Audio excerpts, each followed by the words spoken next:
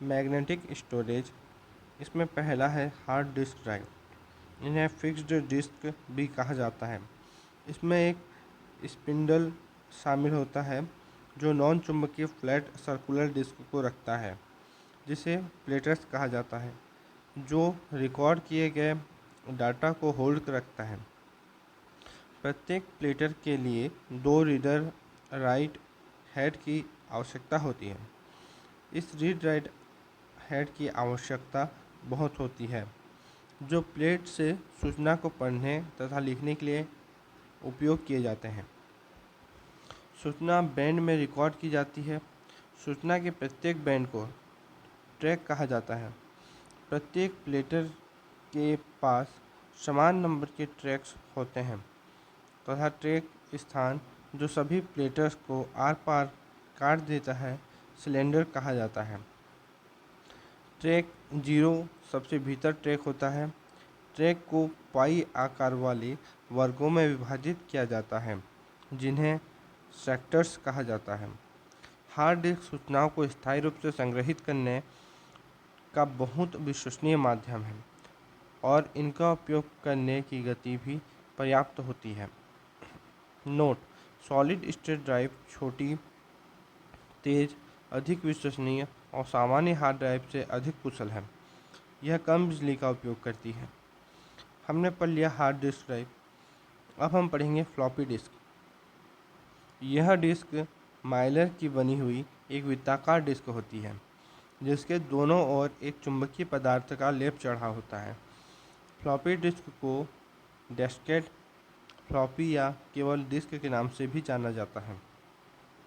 Floppy disk पर कोई सूचना लिखने या उसे पढ़ने के लिए एक विशेष उपकरण की आवश्यकता होती है, जिसे फ्लॉपी डिस्क ड्राइव कहा जाता है। तीसरा है मैग्नेटिक टेप। ये पुरानी फाइलों का बैकअप लेने के लिए बहुत सुरक्षित और सस्ते साधन माने जाते हैं। मैग्नेटिक टेप काफ़ी धीमा होता है क्योंकि यह एक क्रमिक माध्यम है। इसका अर्थ यह है कि इसमें डाटा लिखने या पढ़ने का कार्य एक सिरे से दूसरे सिरे तक क्रमशः किया जाता है। अब हम पढ़ेंगे ऑप्टिकल स्टोरेज। हमने क्या पढ़ा? मैग्नेटिक स्टोरेज, हम इस सेकेंडरी मेमोरी के तहत पढ़ रहे हैं इसको।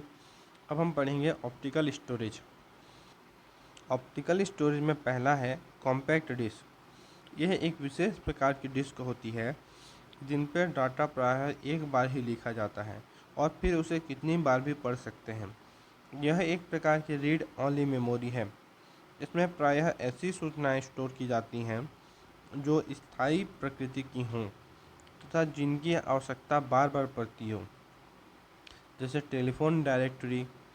सीडी को 3 भागों में विभाजित किया जाता है। कॉम्पैक्ट डिस्क का शॉर्ट फॉर्म सीडी ही होता है। अब इन्हें 3 भागों में विभाजित किया जाता है। इसमें से पहला है सीडी रोम। इसका अर्थ होता है compact disc read only memory. CD R compact disc recordable और सीडी आर डब्ल्यू मतलब compact disc rewritable. Note point यह है कि सीडी रोम में फाइलों की कॉपी करने की प्रक्रिया को बर्निंग के रूप में जाना जाता है। यह परिवर्तित फाइलों को रिकॉर्डेबल करने योग्य डीवीडी या सीडी में रिकॉपी करने की प्रक्रिया है। हमने देख लिया कॉम्पैक्ट डिस्क। हम अब डिजिटल वीडियो डिस्क अर्थात डीवीडी को देखेंगे। आजकल सीडी का एक अन्य विकसित रूप भी प्रयोग में लाया जा रहा है, जिसे डीवीडी कहा जाता है। इसमें डाटा लिखने या उसे पढ़ने के लिए एक विशेष ड्राइव होती है, जिसे डीवीडी ड्राइव कहा जाता है। इसे डिजिटल वर्सेटाइल डिस्क के रूप में भी जाना जाता है। डीवीडी को 3 भागों में विभाजित किया जाता है। DVD ROM digital video disc read only memory. DVD R digital video disc recordable. DVD R W digital video disc rewritable. Blu-ray disc यह एक ऑप्टिकल डिस्क संग्रहण माध्यम है। ब्लूरे डिस्क का नाम इसे पढ़ने में प्रयुक्त नीले बैंगनी लेजर से लिया गया है। मुख्य रूप से इसका प्रयोग उच्च परिभाषा वाले वीडियो, प्लेस्टेशन 3, वीडियो गेम्स आदि में किया जाता है। ब्लूरे डिस्क विभिन्न प्लेटफॉर्म में उपलब्ध हैं। जैसे सीडी बहुत फॉर्म में उपलब्ध था, उसी प्रकार ब्लूरे डिस्क भी उपलब्ध हैं, जिसे BD ROM, BD R, BD B R W, BD R E आदि हैं। तो इसमें केवल क्या है, बीडी रोम का मतलब केवल पढ़ने के लिए, रीड ओनली मेमोरी, आर का मतलब रिकॉर्डेबल, और आर डब्ल्यू का मतलब रीराइटेबल, और आदि का मतलब रीराइटेबल है। अब हम देखते हैं solid state storage. Pen drive, flash drive, memory drive portable storage युक्तियाँ हैं, जिसमें सभी आवश्यक डाटा को हार्ड डिस्क की तरह लंबे समय तक स्टोर करके रखा जा सकता है।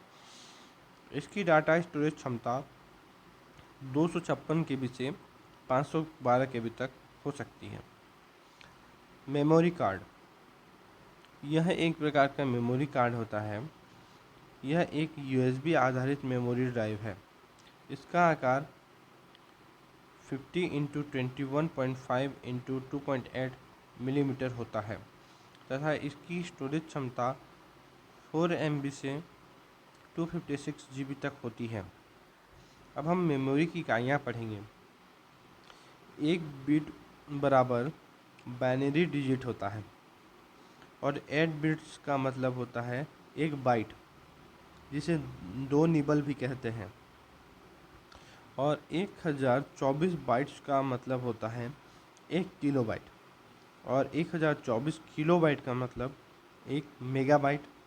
और ऐसे ही क्रमशः मेगाबाइट से गीगाबाइट बनता है, गीगाबाइट से टेराबाइट बनेगा, टेराबाइट से पेंटाबाइट, पेंटाबाइट से एक्साबाइट, और एक्साबाइट से जेटाबाइट, जेटाबाइट से योटाबाइट, योटाबाइट से ब्रोंटोबाइट, और ब्रोंटोबाइट से जियोपोबाइट।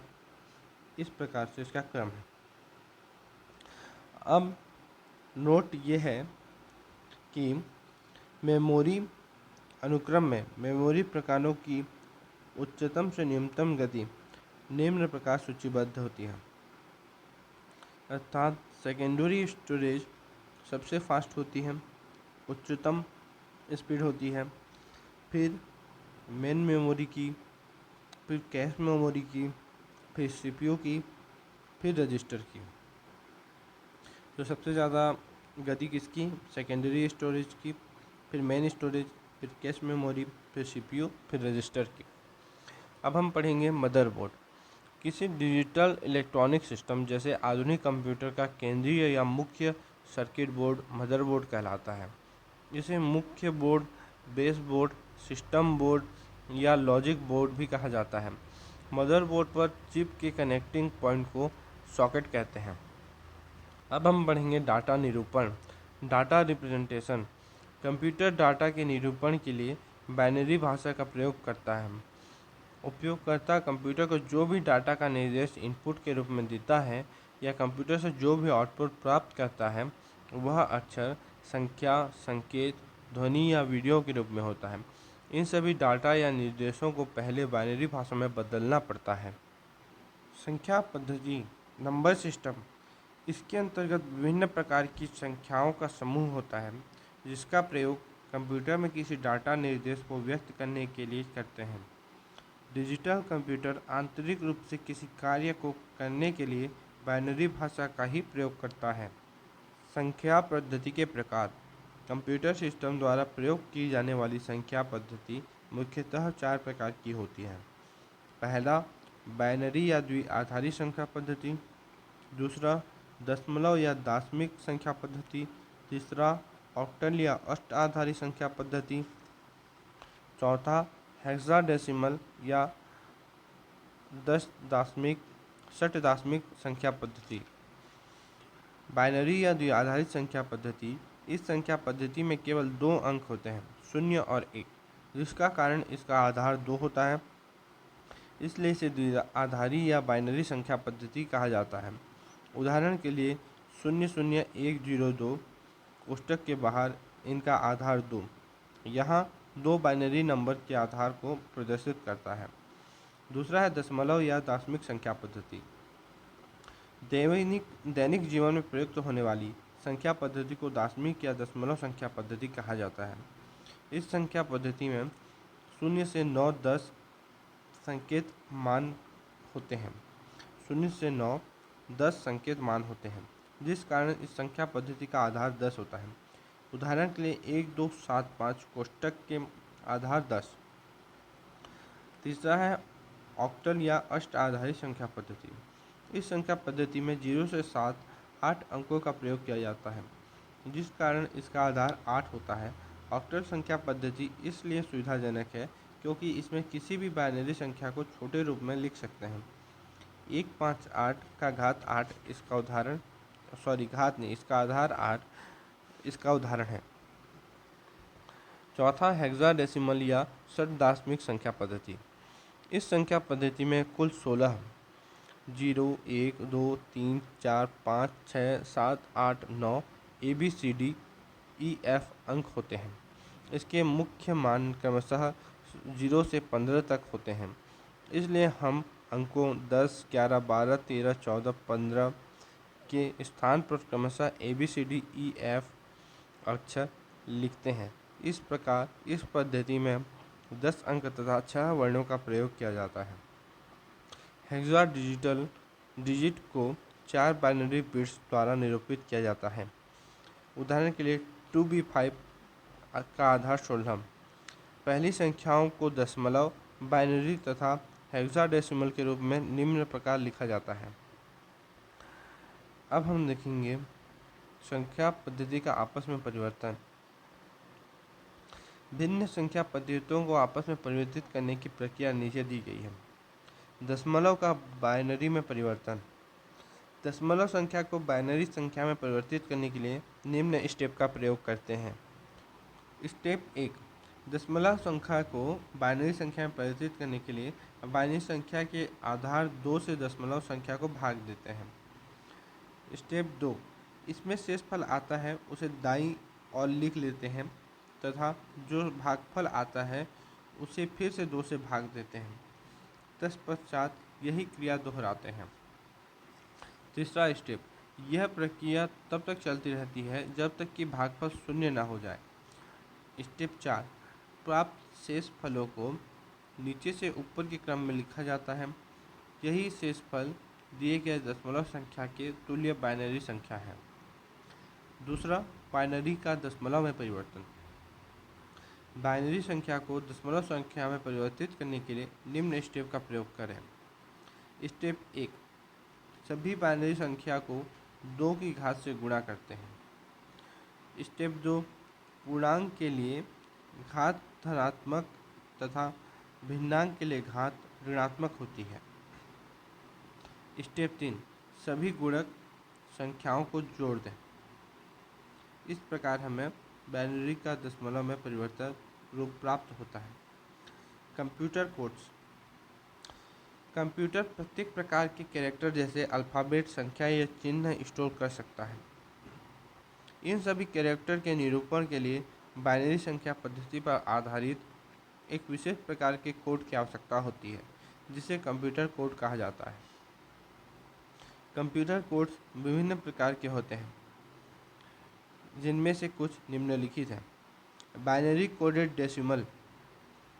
इस कोड में प्रत्येक अंक को प्रस्तुत करने के लिए 4 बिट्स के समूह का प्रयोग करते हैं। इसका प्रयोग 0 से 9 तक की संख्याओं को 4 बिट्स की बाइनरी संख्या में निरूपित करने के लिए करते हैं। American standard code for information interchange. Standard character code का प्रयोग किसी प्रोग्राम द्वारा डाटा को स्टोर करने तथा उसका प्रयोग करने के लिए किया जाता है। ASCII कोड 2 प्रकार के होते हैं। ASCII 7 यह एक 7 बिट स्टैंडर्ड कोड है। इसमें कुल 2 का घात 7 बराबर 128 कैरेक्टर को निरूपित किया जा सकता है। दूसरा है ASCII 8। यह एक 8 बिट स्टैंडर्ड कोड है। इसमें 2 का घात 8 बराबर 256 कैरेक्टर्स को निरूपित किया जा सकता है।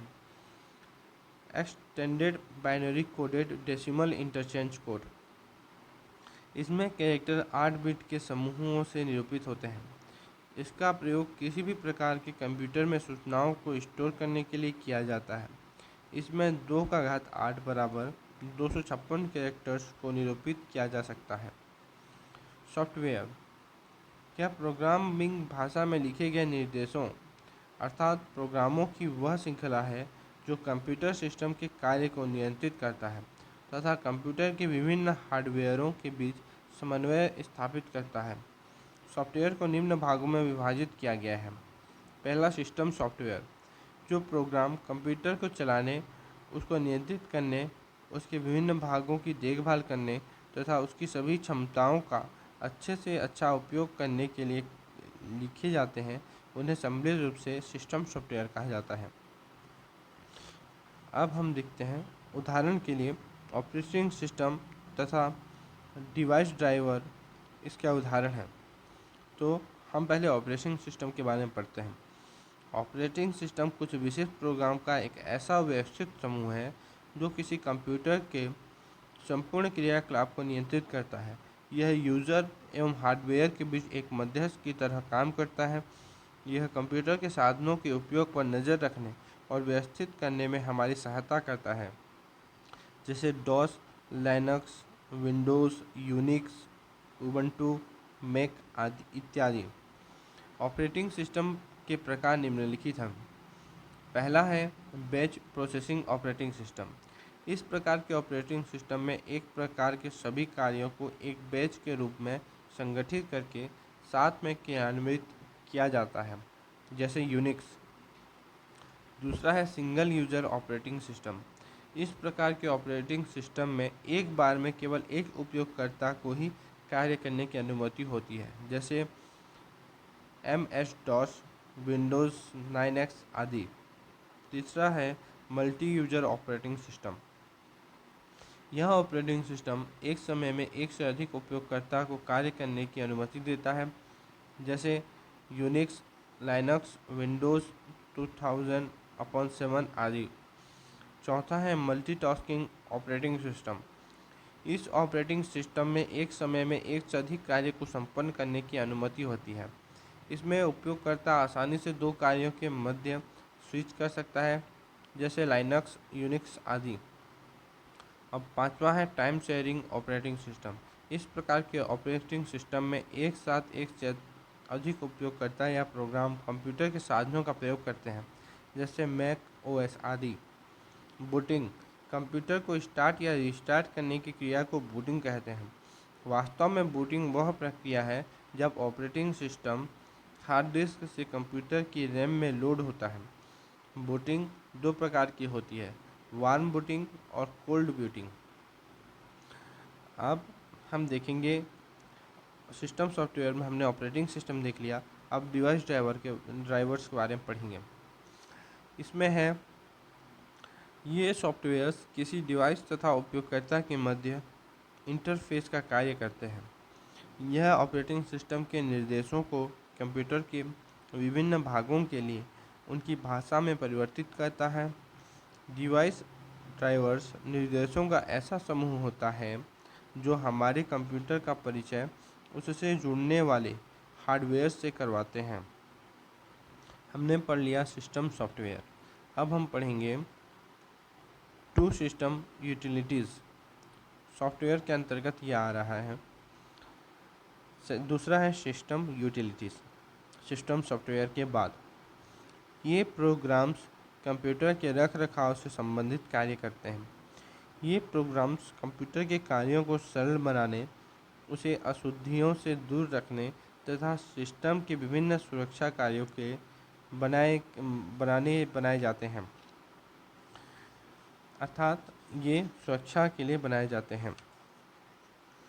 कुछ यूटिलिटीज़ सॉफ्टवेयर निम्न है। पहला है डिस्क कंप्रेशन। यह हार्ड डिस्क से उपस्थित सूचना पर दबाव डालकर उसे संकुचित कर देता है, जिससे हार्ड डिस्क पर अधिक से अधिक सूचना स्टोरेज की जा सके। दूसरा है डिस्क फ्रैगमेंटर। यह कंप्यूटर की हार्ड डिस्क में विभिन्न जगहों पर बिखरी हुई फाइल्स को खोजकर उन्हें एक स्थान पर लाता है, जैसे माई डिफ्रैंग, डिस्कर, डिफ्रेगलर आदि। तीसरा है बैकअप यूटिलिटीज़। जब बैकअप यूटिलिटीज़ में क्या होता है, यह कंप्यूटर के डिस्क में उपस्थित सारी सूचना की एक कॉपी रखता है तथा ज़रूरत पड़ने पर कुछ जरूरी फाइल्स या पूरी हार्ड डिस्क के कंटेंट वापस रिस्टोर कर देता है। चौथा है डिस्क क्लीनर्स। यह उन फाइलों को ढूंढकर डिलीट करता है जिनका बहुत समय से उपयोग नहीं हुआ है, जैसे ब्लीच पिट क्लीनर आदि। पांचवा है एंटीवायरस। ये ऐसे यूटिलिटीज़ प्रोग्राम्स हैं जिनका प्रयोग कंप्यूटर के वायरस ढूंढने और उन्हें डिलीट करने में किया जाता है, जैसे Avira, Kaspersky, AVG, McAfee आदि। छठवां है टेक्स्ट एडिटर। यह एक ऐसा प्रोग्राम है जो टेक्स्ट फाइलों के निर्माण और उन्हें एडिट की सुविधा देता है, जैसे MS वर्ड, नोटपैड, यह सबसे प्रसिद्ध टेक्स्ट एडिटर हैं आदि। तीसरा एप्लीकेशन सॉफ्टवेयर। एप्लीकेशन सॉफ्टवेयर उन प्रोग्राम्स को कहा जाता है जो हमारे वास्तविक कार्य करने के लिए लिखे जाते हैं, जैसे कार्यालय के लिए कर्मचारी की वेतन गणना करना, सभी लेन देन तथा खातों का हिसाब किताब रखना, विभिन्न प्रकार की रिपोर्ट प्रिंट करना, स्टॉक की स्थिति का विवरण देना, पत्र दस्तावेज तैयार करना आदि। सामान्यतः एप्लीकेशन सॉफ्टवेयर निम्न दो प्रकार के होते हैं। पहला, सामान्य उद्देश्य सॉफ्टवेयर। प्रोग्रामों का वह समूह जिन्हें उपयोगकर्ता अपनी आवश्यकता अनुसार अपने सामान्य उद्देश्यों की पूर्ति के लिए उपयोग में लाते हैं, सामान्य उद्देश्य सॉफ्टवेयर कहलाते हैं, जैसे word processing, spreadsheet, presentation software, database management system आदि। दूसरा है विशिष्ट उद्देश्य सॉफ्टवेयर। ये सॉफ्टवेयर किसी विशेष उद्देश्य की पूर्ति हेतु बनाए जाते हैं। इस प्रकार के सॉफ्टवेयर का अधिकांशतः केवल एक उद्देश्य होता है, जैसे inventory management system and purchasing system, payroll management system, hotel management system, reservation system आदि। चौथा है ओपन सोर्स सॉफ्टवेयर। यह ऐसा सॉफ्टवेयर होता है जिसका सोर्स कोड मुक्त या बहुत कम धनराशि में सभी के लिए उपलब्ध होता है। उदाहरण Linux, Google Chrome, internet explorer, Acrobat reader, MySQL, PHP, Firefox इत्यादि।